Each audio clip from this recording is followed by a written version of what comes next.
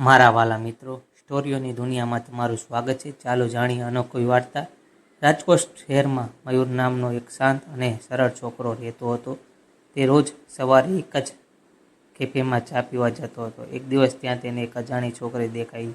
તેનું નામ મીશા હતું. મીશા હવે હંમેશા એકલી બેસતી, હાથમાં પુસ્તક અને આંખોમાં કંઈક અધૂરી વાતો દેખાતી હતી. મયુરને તે ગમવા લાગી હતી, પણ તેને ક્યારેય વાત કરવાની હિંમત થતી નહોતી.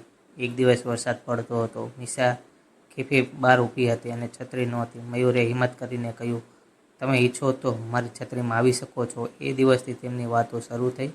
દિવસો પસાર થયા. બંને વચ્ચે મિત્રતા પ્રેમમાં બદલાઈ ગઈ. બંને રોજ મળતા, હસતા અને સપના જોતા હતા.